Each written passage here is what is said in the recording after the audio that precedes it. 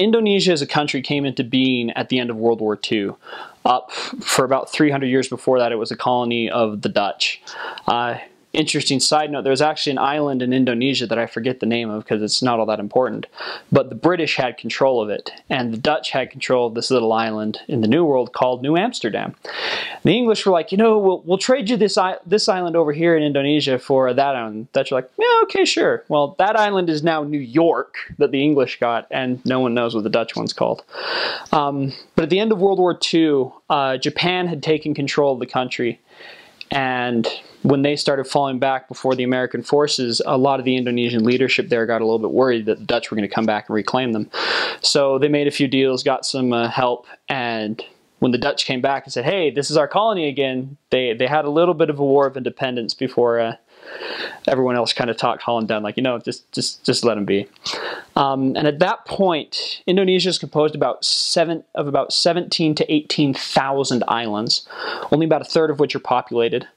The boundaries of the country and the mission boundaries, because the mission covers the entire country, from the westmost point in Sumatra to the eastmost tip of Papua, is further than the distance from San Francisco to New York City. So it's a vast geographic area.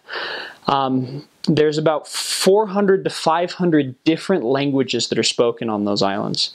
So it was really hard for the new leaders of Indonesia to like get everyone united. So what they did is they came up with a lingua franca, a common language called Indonesian. That it's predominantly Malaysian, but they also borrowed vocabulary from Arabic, Dutch, Portuguese, and English, reflecting the different colonial powers that had influence there. Indonesia, like any country, has some more of its grayer history moments. The first president of Indonesia was a man by the name of Soekarno-Hatta, and he is revered as the founding father as much as we revere George Washington, even more in some cases. But he was a good man, and he was the one who was responsible for Indonesia becoming a country. After World War II, Indonesia was in need of reparations, and they went to the United States for ask for help, and the U.S. was very slow in coming to their aid, and so Sukarno started talking. Actually, sorry, his name was Sukarno. His vice president's name was Hatta, but they named the airport Sukarno-Hatta Airport, so I get confused.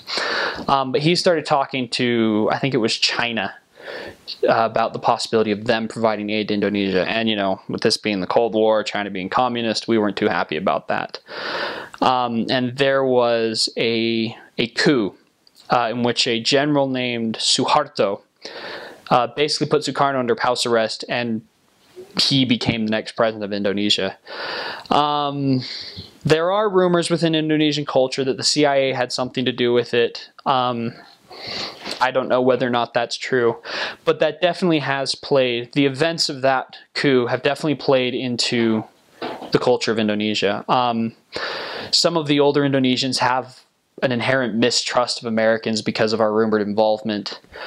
And with Suharto's push to be anti-communist, make sure the nation stayed anti-communist, there was a lot of discrimination towards people of Chinese descent, to the point that a lot of ethnic Chinese citizens were denied citizenship, passports, public education, unless they changed their traditional Chinese names to be Indonesian names.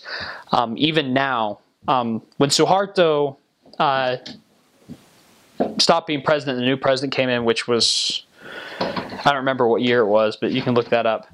But even at that point, a lot of like the government instituted and law discrimination was revoked, but there's still a lot of cultural tension between ethnic Indonesians and ethnic Chinese, to the point where it's very rare for you to see a Chinese person in political office.